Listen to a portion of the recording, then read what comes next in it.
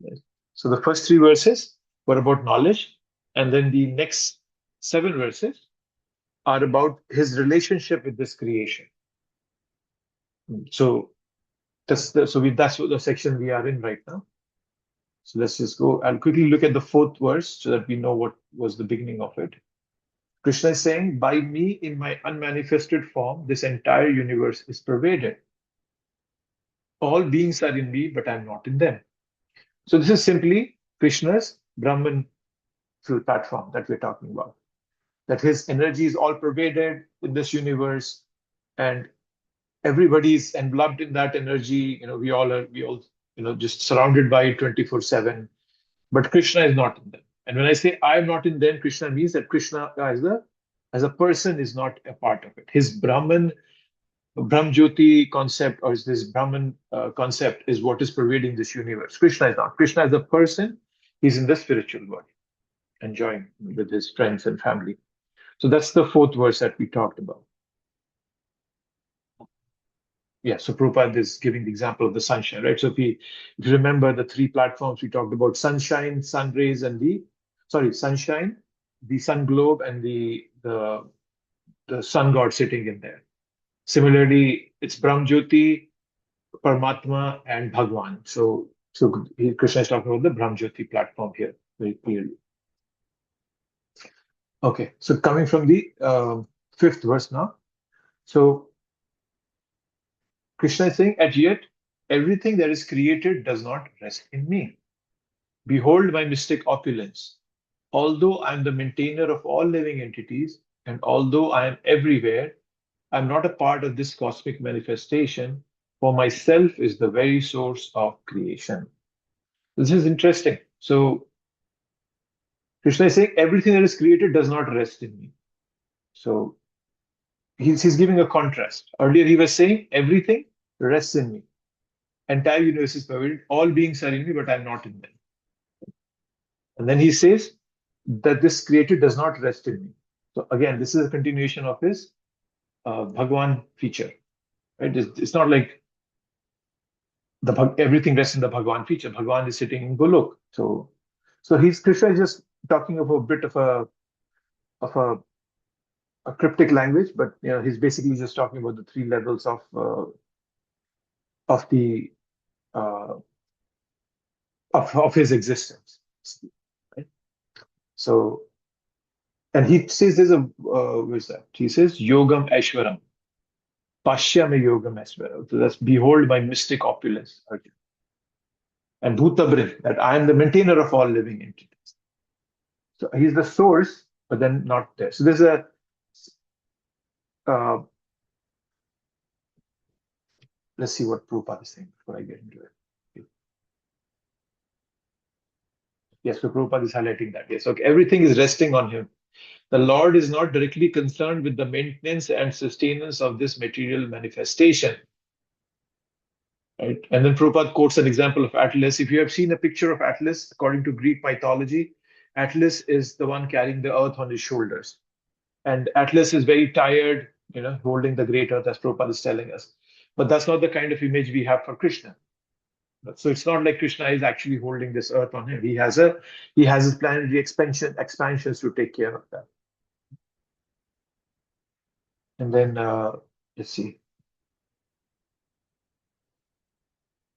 He is different from this material manifestation, yet everything is resting on him. This is explained here as Yogam Aishwaram, the mystic power of the Supreme Lord. Right? So yoga, right? So as we know, yoga, the word yoga means to connect. Right? We have talked about karma yoga, jnana yoga, dhyana yoga. But this is something different here. Yogam Aishwaram. So it's a different kind of yoga that Krishna is referring to here. So can anybody think what is Krishna means when he uses the word yoga here? Why would Krishna use the word yoga here? So what kind of a yoga is he doing now? Let's say yoga Maheshwaram, right? Because as I said, yoga is a process by which we connect with the Lord. So, but here we see yoga is from Krishna, from his side. So what do you think? What kind of a yoga is Krishna doing here? What is he doing here, Adhivana yoga? What do you think he means by this?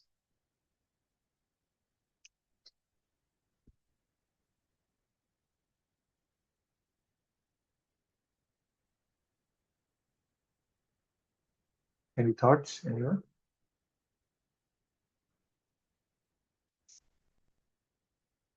No.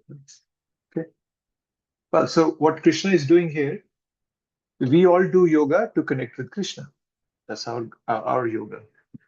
But it's not like Krishna is not desirous of connecting with us. He also wants to connect with us. He also wants to reveal himself to us.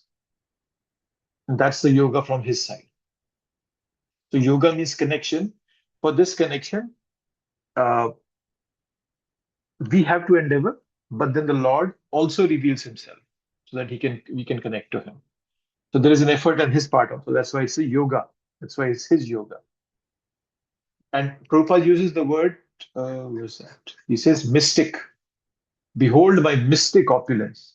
Right? So mystic doesn't mean something that is unclear, but it means something that is mysterious and astonishing. Yeah. Uh,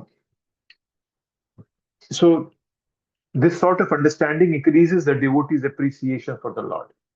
There is a story you all might have heard of a cobbler and a Brahmin. Once Narad Muni was just on this earth, and he meets the Brahmin who throughout his life has been, in the temple, he's been a priest and he's been doing deity service. And that Brahmin asks him, "When will I get liberated?" And he said, "Narad Muni, when you go to meet Vishnu next time, please ask him, when will I get liberated? I've been serving him my whole life."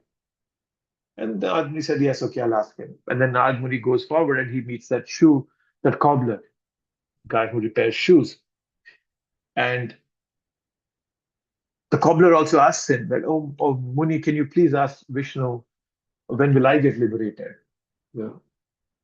And Narad Muni said, okay. And then Narad Muni goes back to Vishnu and then he asks these questions. And Vishnu says that the cobbler will be liberated with this very life, but the Brahmana has to live a few more lives before he can come back to me.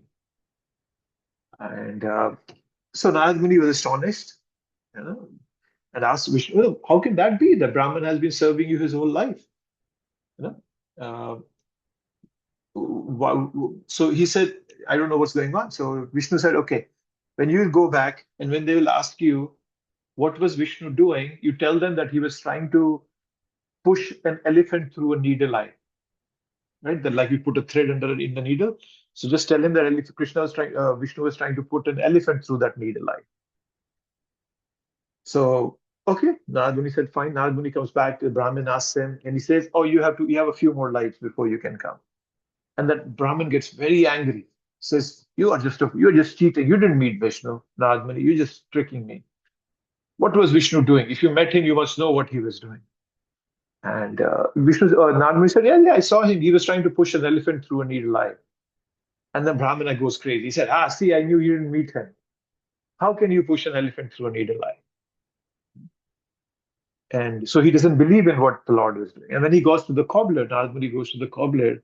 And then the cobbler asks the same thing. Oh, thank you. What was my Lord doing? And he said, oh, he was pushing an elephant through a needle eye. And the cobbler becomes so happy. He said, oh, the glories of my Lord are unlimited. They're mystic. They're mysterious and astonishing. And Narad Muni gets surprised. Hey, what do you mean? You're not surprised by what the Lord was doing? He said, no, that's so easy to understand. The Lord can put a big banyan tree in a tiny seed, so why can't he push an elephant through a needle? So yes, so sometimes we hear of miraculous pastimes of the Lord, right?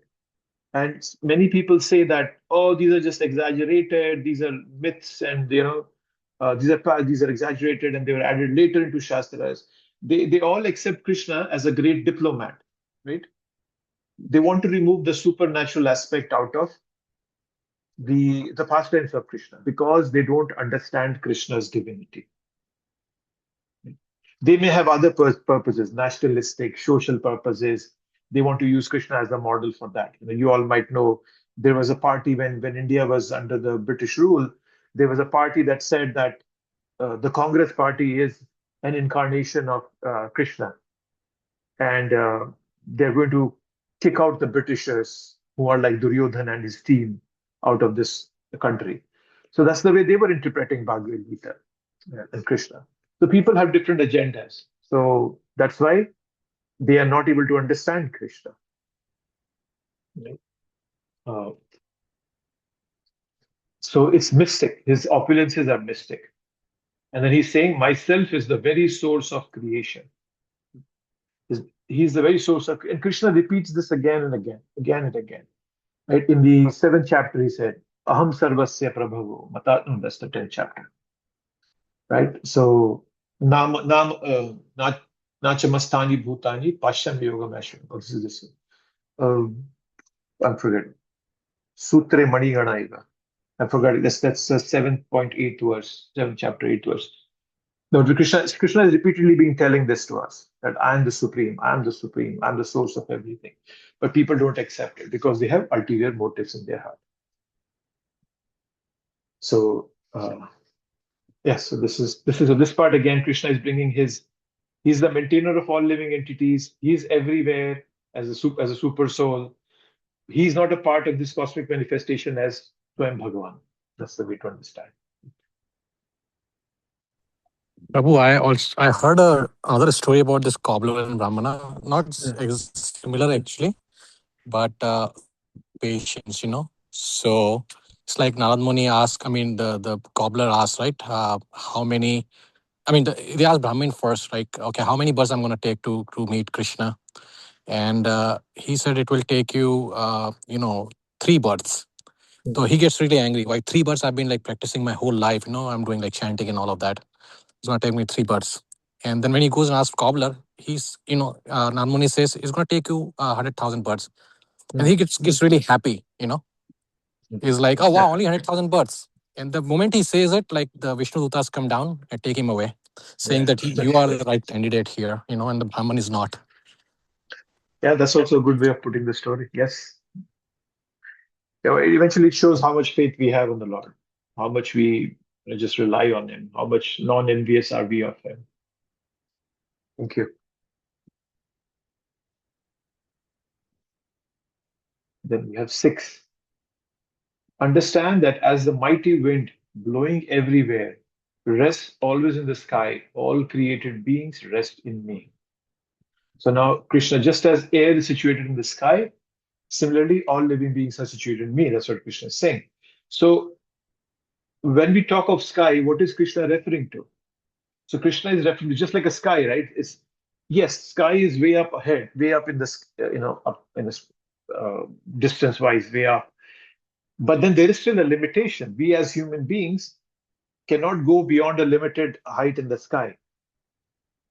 So what Krishna is saying here, that the wind, even though it's blowing everywhere, it still rests in the sky. It's not goes above the sky. So similarly, we all have freedom. We can say unlimited freedom, but in a limited framework. We have freedom, just like air has all the freedom to go up from the bottom to this earth to all the way up to the sky. But that's just limitation. So there is some freedom, but there's also a limited framework. So when let's say a horse is tied to a rope, with a rope to a pole, he has some freedom to move around, but only till where the rope goes.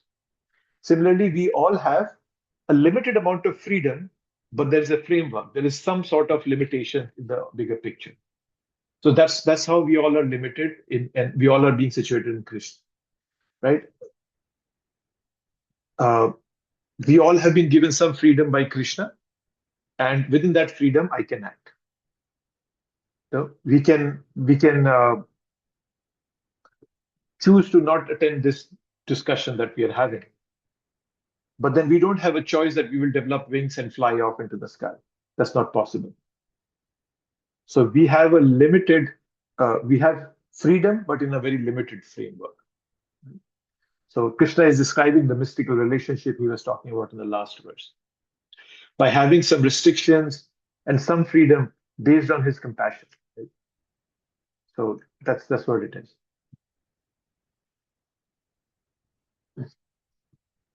So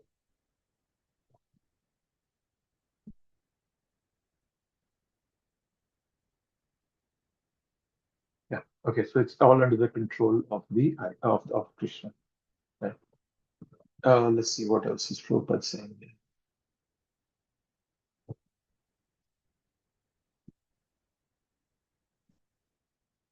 This is a description of the movement of the sun. It is said that the sun is considered to be one of the eyes of the Supreme Lord, and that it has an immense potency to diffuse heat and light. Still, it is moving in its prescribed orbit by the order and supreme will of Govinda. So, from Vedic literature, we can find evidence that this material manifestation, from which appears to us to be very wonderful and great, is under the complete control of the Supreme Personality of Godhead. So Prabhupada is using this verse from Brahma Samhita to show how the sun is considered to be one of the eyes of the Lord. So, what do you understand when you hear this statement that the sun is one of the eyes of the Lord? This also actually comes in the 11th chapter also. The sun and the moon are the eyes of Krishna. So, how do you interpret this? So, does Krishna have an eye, made of plasma floating in space? How would you interpret this? And if you have to explain it to somebody new, how would you do this? That the sun is an eye of Krishna. How would you do that?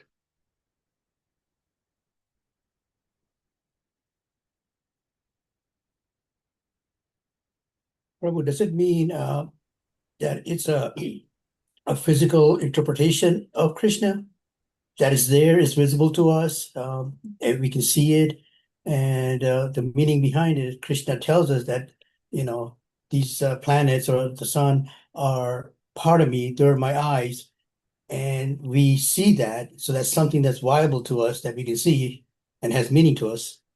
Does that make sense? Hare Krishna. So when you say, well, I know that there is a universal form, the Virat Roop, which is in which the sun is supposed to be the eye. But so you're saying that it represents the physical form of Krishna? Is that what you're saying? Right, a physical interpretation, right? That if God says, "I am here looking at you," what does that mean? That okay, that something is looking at us, but if there's a physical ramification, like like the moon, the stars, or the earth, I'm sorry, the sun, then that has physical connotations for us, right? That okay, it is there, and something it has an eye on us. We live here on Earth, and we see the sun every day, keeping an eye on us, right? So it kind of that's what I mean, sort of. Yeah, no, that makes sense. That's a good point. Yes, being eye on us. Yeah, yeah. Think of the role of sun. What does the sun do in our life? So It brings brightness, right? It brings yeah, yeah, light. Yeah. yeah. It helps us see things, right? If there is no Right. sun, in darkness we won't be able to see anything. And even the moon, that's getting its light from the sun, so it's indirectly the sun itself that's lighting up the night for us also. So yes, so it functions as one of God's instrument for seeing, sustaining this world, and governing this universe to one extent, right? If we don't have the sun, we will be dead within a few hours. Might be a couple of days at the most, but we'll all be dead because the sun gives us heat. It's governing this universe. It's very similar to when we say, right, we have security cameras across our house, and you might say that, oh, my eyes are all over my property. But that doesn't mean that I have placed my eye all over the property. It's just that uh, they are extensions of my vision. So similarly, the sun is an extension of Krishna's ability to illuminate and oversee the whole material universe. So, and if you notice, out of our body, eye is the only organ that reveals things to us. If we don't have eyes, if there is no light, then the eyes are practically useless. So the eyes are very important for us. So the sun makes vision possible.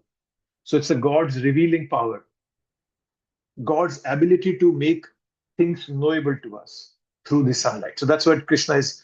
It says that, oh, I'm this. I'm like, it's an eye. The sun is my eye. So it helps the soul's, how to say,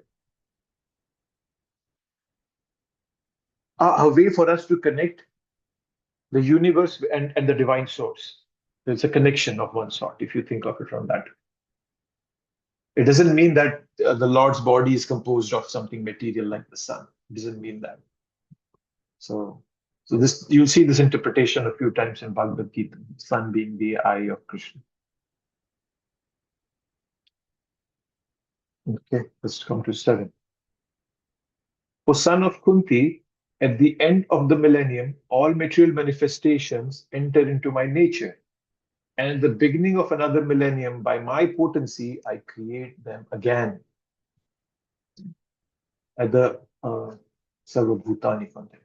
So yes, so at the beginning of Kalpa, Krishna creates them again, right? So Krishna, there's something interesting here. Krishna is taking the development of thought to a more personal level, right? So he's saying that I create them again. My potency. He's making it more personal. And if you'll notice, this is an interesting verse here, and something similar is what we read in the. There was a verse in the 8th chapter. And let's look at that, and you'll see the summary. Let's see. 8th chapter. I think it was the 19th verse. Oh yes. So see, again and again, when Brahma days arrive, all living entities come into being, and with the arrival of Brahma's night, they are helplessly annihilated. So Brahma's day comes, living entities come into being. When Brahma's night comes, they are annihilated. So if you contrast this with what we are reading right now, O son of Kunti, at the end of millennium, all material manifestations enter into my nature, and at the beginning of another millennium, by my potency, I create them again. Can you think of what is the difference between these two verses? What is Krishna doing here? Looks similar in both the cases. He's talking about how living entities are annihilated and then they come into being again. So what is the difference in these two verses? 9.7 and this is 8.19. Again and again, the Brahma's day arrives. Any thoughts? Well, why is Krishna repeating himself? What is the difference? 8.19 and 9.7. Give it a thought. Tell me. Yes, go ahead. So in 8.19, it's about partial annihilation, where it revolves around Brahma's night and day. The whole universe is not annihilated, and what he's mentioning in the 9th chapter is about the complete annihilation, where everything goes and merges into Mahavishnu. That's what I think. Okay. Okay, yeah, that's one good point. Yes, that's a good difference. This is about death of Brahma. That's not about death. That's about just sleeping of Brahma. What else differences can you think of? What's happening? And more importantly, it's about the annihilation of the living entities, whether it's partial or complete. Yes. So what else is Krishna highlighting here? Prabhu, Krishna is highlighting that everything comes back to him. Doesn't matter. Well, no, when, it does not come back time. to him. It doesn't come back to him. He creates, so it's enter into my nature, which is Mahavishnu. And at the beginning of another millennium, I create them again. If we go back to Krishna, then we'll never be created again. We'll never come back here. So he's not talking about merging or meeting Krishna. He's just talking about Mahavishnu and then the cycle of Brahma's birth and death.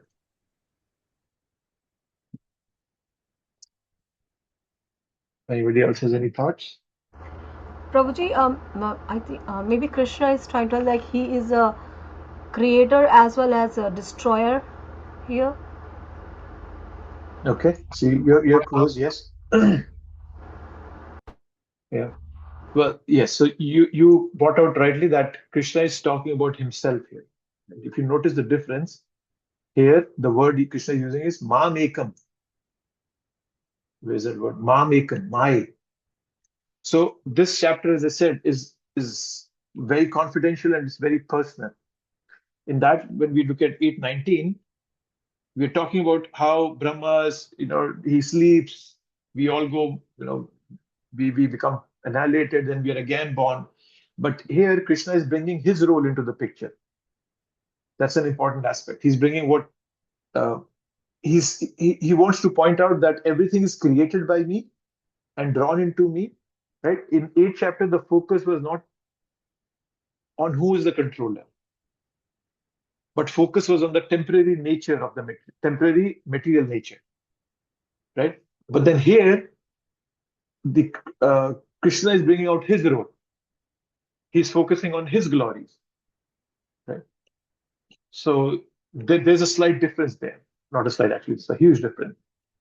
That there it was not about necessarily Krishna's role, but here is Krishna specifically bringing his role into the picture. Right? So it's just a development of thought. So let's see what Prabhupada is saying. Well, his purport is also quite similar. Brahma lives and dies. If you look at both the verses, so he's talking about something similar. So, in the beginning, yes. So it sounds similar, but there the focus was not on Krishna. Here the focus is on Krishna, what Krishna is doing. This is verse 8. The whole cosmic order is under me. Under my will, it is automatically manifested again and again. And under my will, it is annihilated at the end. So Krishna is just continuing his theme. All enters into me. We know that this whole creation, when it runs its course, it goes through a cosmic destruction and it's withdrawn into the body of Mahavishnu. Krishna creates it again and again. Right? And there is word Krishna is using, avasham. So if we know the word vash in Sanskrit means to control. But here the word avasham is automatically. There is no control when devastation will happen. It's a power of nature, and Krishna will later tell us that nature is under him, right? So not only sustenance is done by him, that we read about in verse 4 to 6, but also overseeing creation and destruction. That's what we saw in these two verses, if you see, right? So creation and destruction are being brought about in 7th and 8th verse. Whereas 4 to 6 was about Krishna telling him that I'm maintaining everything, I'm all pervading and everything. So it was 4 to 6 was about sustenance of this creation. And 7, 8 are destruction of this creation. So overseeing creation and destruction. Yes. So all three aspects, creation, sustenance, and destruction, they all are under Krishna's control. But still Krishna is not attached to it. This Krishna will say in the next verse. That, O Dhananjaya. So automatically Prabhuji versus with his will. Is that the difference here? Automatically versus his will? Well, it's automatically designed by Krishna. Let's say you design a machine that can run by itself, but you were the designer of the machine. So even though it looks like the machine is automatic, but you played a significant role in getting that going. That's the way to understand it. Does that make sense? Okay, Prabhuji, okay. Yeah, so it's automatic, but it's not like it's completely out of Krishna's control. Krishna still controls it, but he has designed this world in a very perfect way that everything is happening by itself. I do something, I get karma because of it. So there's a payback system. There are some laws established in this creation, which they're automatically taking care of every laws. Like there are some permanent laws, fixed laws like gravity and so forth. There are some moral laws, the law of karma. So the Krishna has created two different kinds of laws. And that's the influence of those two, this whole world is running by itself. Yeah, like he set up some kind of a timer or auto something which just destroy itself. But here we are talking about him doing it now, like, right? On top of what already works. Yeah, something like that. What Krishna wants to establish here, that even though it might look that, everything is that everything looks as if, okay, creation, Brahma goes to sleep, everything is annihilated partially. Then when Brahma dies, everything goes back and merges with Mahavishnu. Then again, Mahavishnu breathes and everything is again created. It looks like if somebody looks at it who doesn't have knowledge of Krishna, they will say, oh, this is a perfect system. Mahavishnu is the boss here and Brahma is playing a role. But then Krishna wants to establish his supremacy and his role in the whole picture. That he's the one who's maintaining everything, even though it looks like it's running automatic. That's why he's bringing these concepts out here again, even though he has talked about them partially in the past.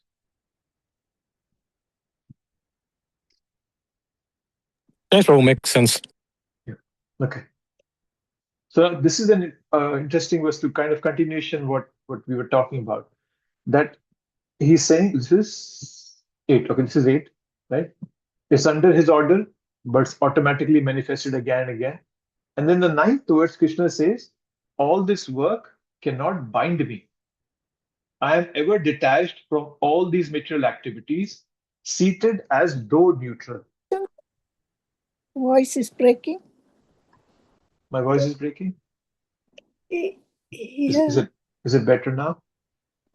Yes, Prabhuji, because it kicked me out like 2-3 times and then I had to log in again. So I don't know, it's my... Oh, okay. Sorry about that. Others facing this problem? Or we're okay? No. No, Prabhu. Everything's fine. I think it's Mother Okay. her computer. Okay, could be your end, Master. Yes. Thank you. Adishwari, were you making a point? I know you unmuted. I'm not sure if you're making a point or just saying that it's all going fine for you.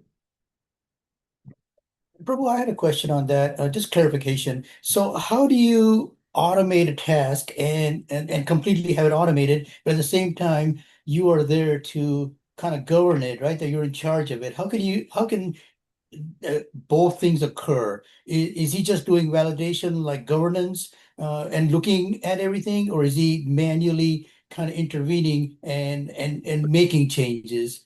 Can you give us a little bit of clarification on that, if you don't mind? Thank you. Hare Krishna. Let's see if I can explain an example. Okay, let's look at an example. Microsoft. Bill Gates created Microsoft. Now, Bill Gates is not at every center that's running. There might be thousands of Microsoft offices across the world, but he's not there. But still, those offices are running exactly the way he wants them to. So in one sense, he has set them up automatically. They are running. He has given all the guidance needed. He's put all the systems in place. These systems are perfect. For example, as I mentioned, the concept of karma. So everything is running by itself. I do some karma, I pay for it, and I suffer or I enjoy. So it's just simple, right? But then again, if you see Bill Gates, it's not like Bill Gates, he's a person in himself also. Even though there are thousands of centers across the world of Microsoft that are running according to exactly he wants them to run, but then he himself might be in Switzerland skiing, who knows, enjoying. Similarly, Krishna by himself is not getting involved in those 1,000 centers. He has set a system that they will run by themselves, and he has assigned people to run them. Brahma, Mahavishnu, Vibhudakshay Vishnu. He's assigned people to do that. Right?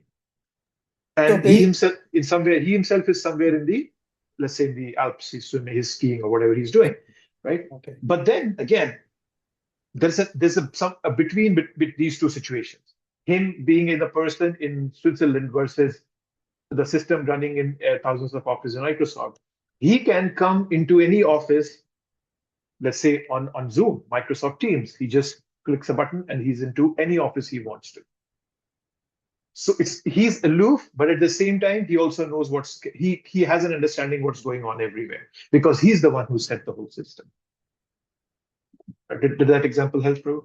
Yes, Prabhu. That gave me some clarification. So basically, he has like a generalized template set up and does validation through that. And if he needs to intervene in any fashion, he has other people that are following that same script that they're able to follow his word of God. Okay, got it. Thank you. Very much like, let's say, Bill Gates feels that there are some people who are very responsible in Microsoft and they get promoted. Somebody becomes a senior vice president. Somebody becomes a COO, CFO, the C-suite.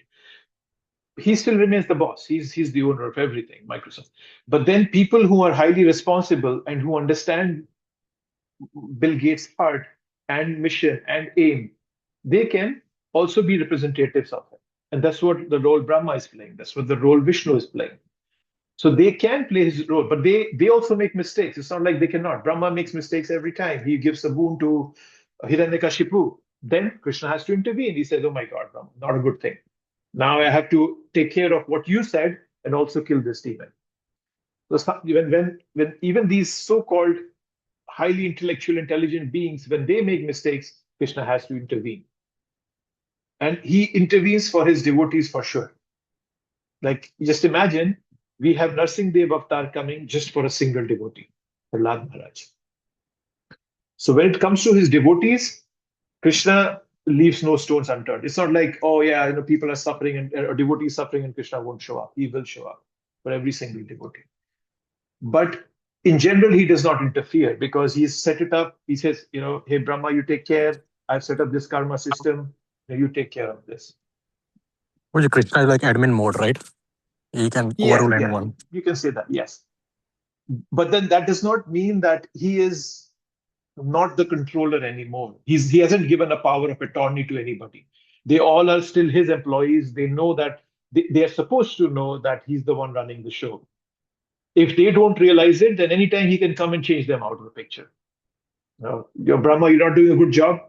I'll replace you. That Krishna has that power, infinite power. Others have powers taken from Krishna. Krishna is providing them some power to run the show, but they're not the whole all powerful. Yes, something like probably like in a given business, you have a mission statement, right, that everybody follows through different franchise and all of that. It's the same thing. Okay, I got it. Thank you, Prabhu. Hare Krishna. Hare Krishna. And now Krishna is bringing it out here that yes, I'm the source of. I'm sustaining everything. I'm creating. I'm destroying everything. But I am always detached from these activities. They cannot bind me. This is interesting because Krishna is telling us about, Krishna is giving us a very complete picture about himself so that we can understand his grandeur. We can understand how unlimited Krishna is. He has set up systems. He has set up his representatives to run the show. He knows what's happening everywhere. He's seated in everybody's heart as Paramatma. He knows exactly what Prem Dham is going through at this moment. And he, through his guidance, through his books, through Guru, Sadhu, and Shastra, he is giving us guidance by which Prem Dham can make a right decision in whatever situation he is right now. So he is watching all his devotees. He's very, very cautiously observing all his devotees. For the others who are not devotees, he is seated as though neutral. He's taking care of them also, giving them air, water. He's taking care of them, but not to the level as he takes care of a devotee. For the devotee, he gets personally involved, right? So here what Krishna is teaching us is that this whole creation is being run by me. It might look as if it's not being run by me, but then I have representatives, partial representatives who are running the show. So I know exactly what's happening, but I don't get attached to anything. This is what he's telling here. I'm seated as though neutral. He's neutral, right? So it does not bind Krishna at all. Krishna is detached, like, let's say, I'll give you an example, like a judge. Right? Material nature has its own systems and works accordingly. Right? The nature karma does not have any personal vendetta against anyone. Whatever karma you do, you'll get its return. It's a perfect system. If you defy nature, we all will be punished for that. So if someone if someone sets fire to a house, they'll get punished for it. Right? So he's a judge. Judge can give punishments. Okay, hang this person, let this person go. But the judge is not affected by it. He is doing it in a neutral way. It's his job to do it. So that's the way to understand that. But somebody may say that Krishna is in charge of this material system, so how can he be neutral? He should be responsible for it. So what Krishna is telling us here, that I have created the system, but I'm not forced to get into the system. And many times people also say that, Krishna is responsible for our sufferings. But then it's not Krishna is responsible for our sufferings. If somebody makes a mistake, then he's paying for this mistake. It's not Krishna is paying for, Krishna is making that. Krishna did not create suffering. The most essential thing that Krishna establishes in Bhagavad Gita is that this material world is not a place for us. Krishna says this in the 15th verse of the last 8th chapter, right? Dukhalyam ashashvatam. Napnuvanti mahatma samsiddhim paramam. Right? So he's not glorifying this world. This place is not where we belong. Right? But then if I am so desirous, no, I want to stick around. I want to exercise my freedom. Krishna cannot do anything about it. So yes, Krishna is running the show. He's the owner of everything. But he's neutral, and his neutrality should not be taken as irresponsible, that he's irresponsible. No. All the suffering in the world is because of our own desires. I cannot blame Krishna for this. I misuse my free will and I suffer because of that. Somebody might say, oh, why did not God prevent all the evil actions in this world? Somebody's trying to murder, why don't you freeze their arms? That's so that he cannot shoot or, knife somebody. So no, that's not good. Then what's the use of free will? If Krishna does that, then we'll be just sophisticated robots. What Krishna is looking for is our love, and for that love requires genuine freedom. So we have to understand this, that Krishna is the one who's running the show, but we cannot blame Krishna for all the suffering we have in this world. And what's actually more, Krishna suffers with us. Whatever body we go into, Krishna accompanies us as Paramatma. He doesn't merely observe from afar. He enters into everybody as a friend and as a witness. He's remained with me for all my births in the past, whatever I have become. I might have been a donkey sometime, a fish, a dog, a cat, whatever it may be. And Krishna always stays with me. So, and Krishna also actually intervenes, right? He addresses the root problems. Krishna addressed the root problem in the 3rd chapter. He says that Mahashino Mahapapna Vidhi Enamiya Vairina. That it's greed, it's envy, it's lust. That is the root of all our problems. Everything in this world, if you see all the fighting happening, all the nonsense, hard-heartedness you see people, it's all because of envy, greed, and lust in our heart. Krishna did not create that. I created them because I got disconnected from Krishna. Even if Krishna would come and stop one war, somebody say, oh, there are so many people, so many children dying all over the world. Krishna can come and stop one war, not a problem for him. But then people will start another war. Right? So to understand this neutrality, we have to understand that Krishna is not being neutral because he's irresponsible. He's just running away from the problem. No, he's not. He's seated as though neutral because he's waiting for us to turn towards him and request or desire to connect with him. So that's how he's seated neutral. And I'll quickly show you a verse. Krishna actually answers this question. I'll show you. It comes towards the end of this chapter, 29th verse.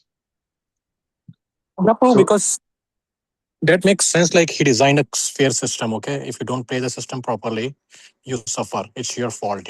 It's not Krishna's fault, and it's good he's neutral that way. It completely makes from a logical standpoint. But probably it just seems to me like like we are just kids. And we have been given this hard, very razor fine, knife to play with.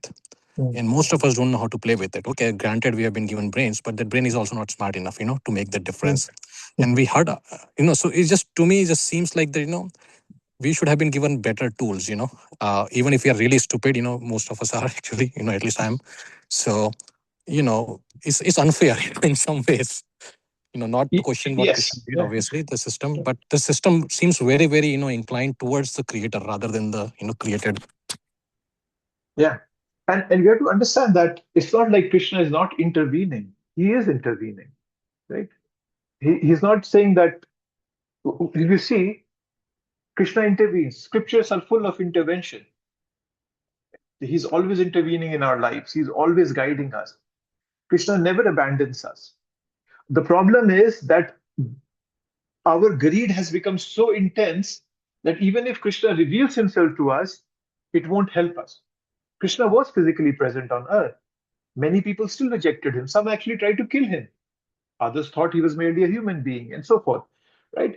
So Krishna intervenes in our lives. He guides us. As Prabhupada says, Bhagavad Gita is like a manual. Whenever you buy a new equipment, you get a manual. Similarly, when you are born into this world, you got a manual, the Bhagavad Gita. But we chose to ignore it.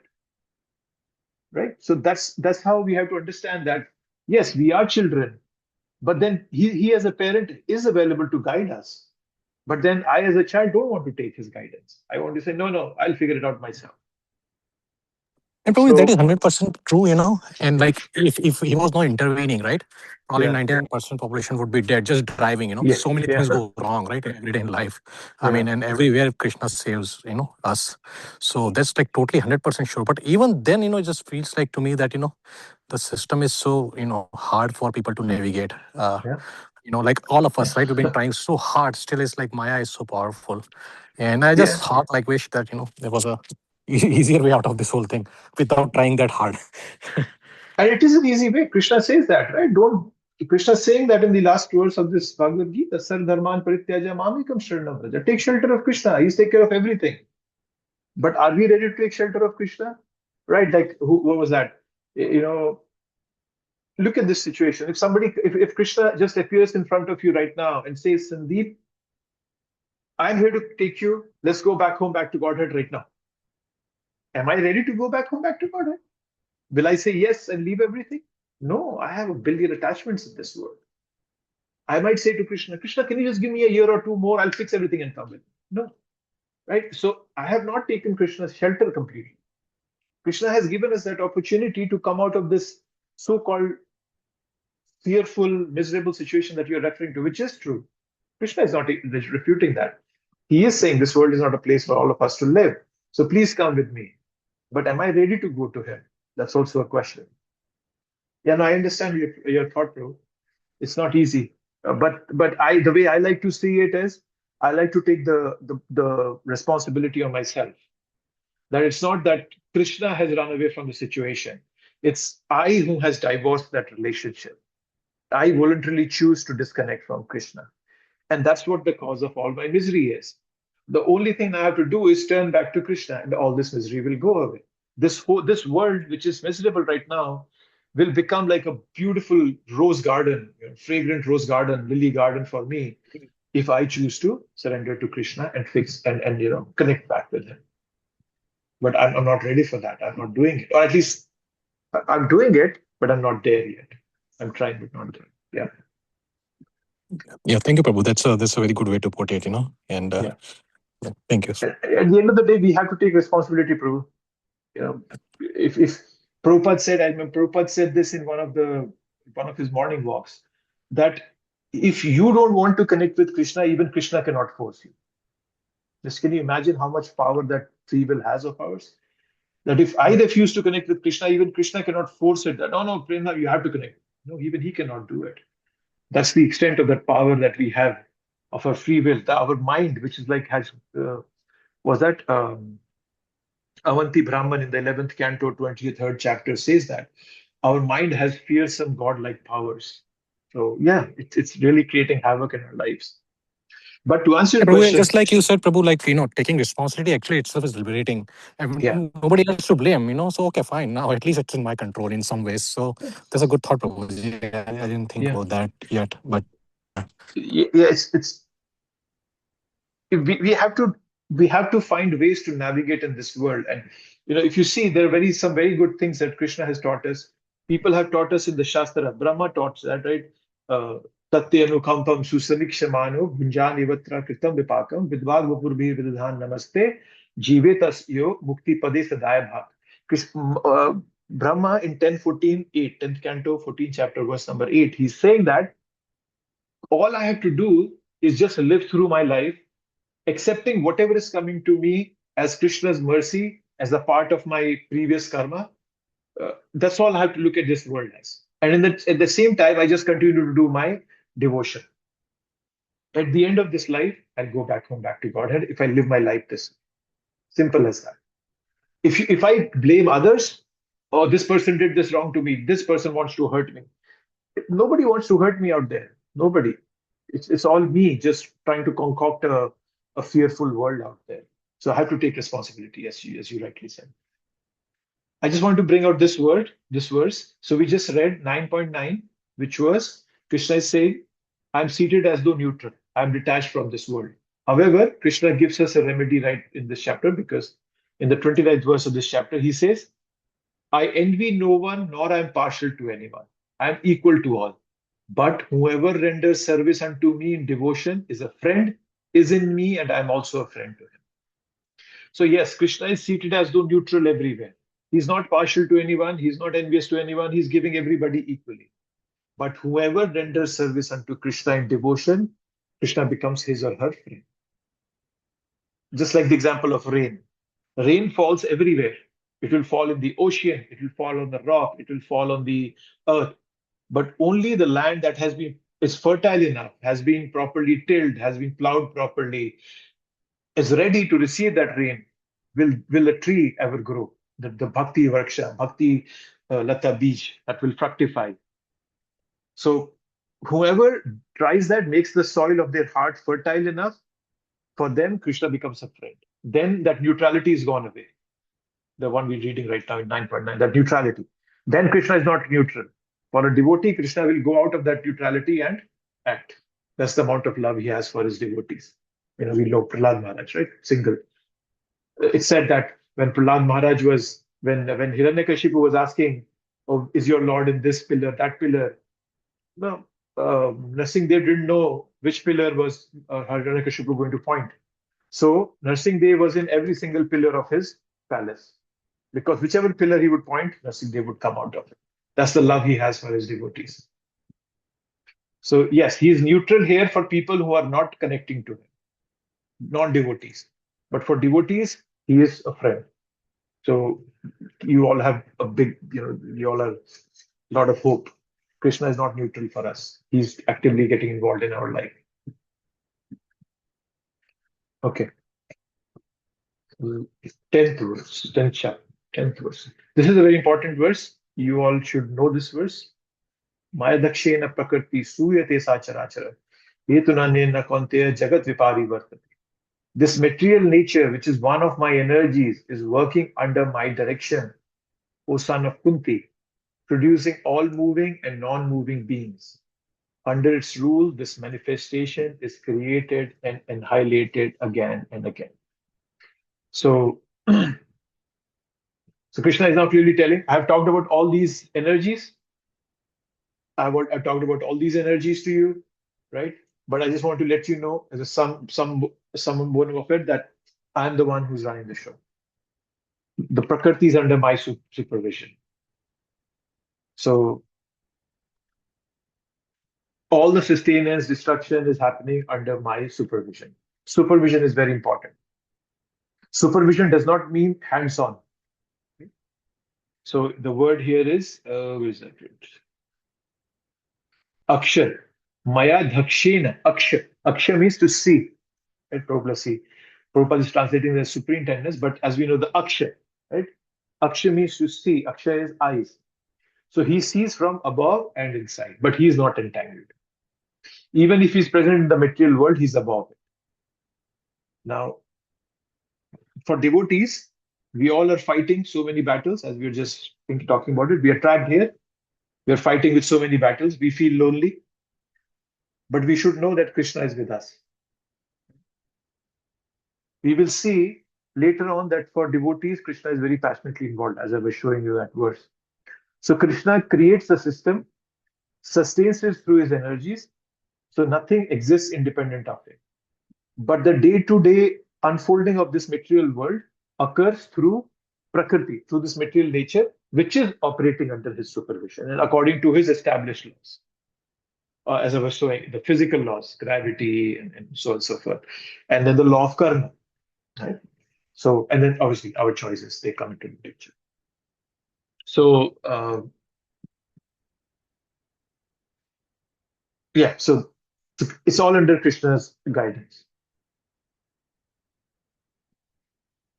Let's see, focusing. In summary, material nature without the superintendence of Supreme Personality of Godhead cannot do anything Yet the Supreme Personality is detached from all material activities. So Krishna is the ultimate controller without being the direct doer of material actions. He is the ultimate well-wisher of everybody without being implicated in the imperfections of this material world. So, okay, so this is the last verse in this section, and then I think Krishna starts to talk about people who don't worship him. So I'll pause here and see if anybody has any thoughts, comments, questions. I had one comment actually. When you were talking about it is also our responsibility to reciprocate, but sometimes I feel that like I try, but it's like, it's just like trial. Again and again I try, but then something that comes into my mind is like, no, maybe I can start tomorrow. I can start like this some other day. So, but there is like sometimes I feel that there is like a desire to move ahead, but it's just like, everything just keeps pulling behind. So, and even I know Guru Maharaj says that, when you fall down, just get back into the saddle. So I guess we can just keep trying. Yeah, we can just keep trying. Yes. Yeah.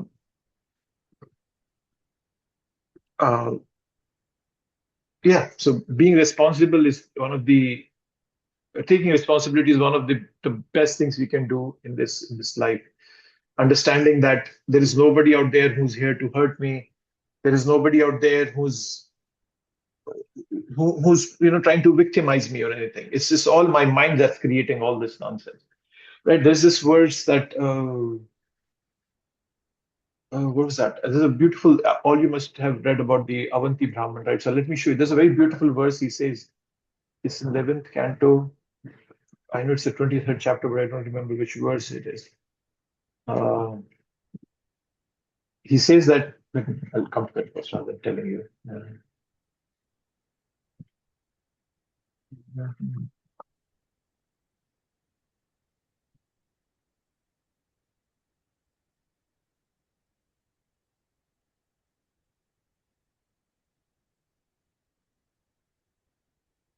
Okay, this verse.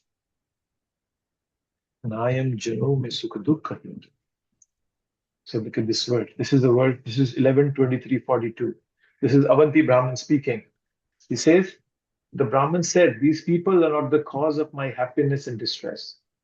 Neither are the demigods, or my body, or my planets, my past work or time. Rather, it is the mind alone that causes happiness and distress and perpetuates the rotation of material life. It's all in our mind. As simple as that, we can make it. Nobody's out there to hurt me. There are no planets moving around and bringing, what's you call that? Sade Sati, right? That 7.5 years of Shani Dev coming into our lives, or the demigods getting angry on me. Nothing. Nobody else is responsible except my own mind. So if we could come into that mindset, this whole world will become like a universe, a classroom for me. And I'll just learn. Okay, yes, I learned something. Nobody else is responsible. I'm responsible. 11:23:42. Somebody wants to go back and read that. Thank you for sharing that. Anything else from anyone?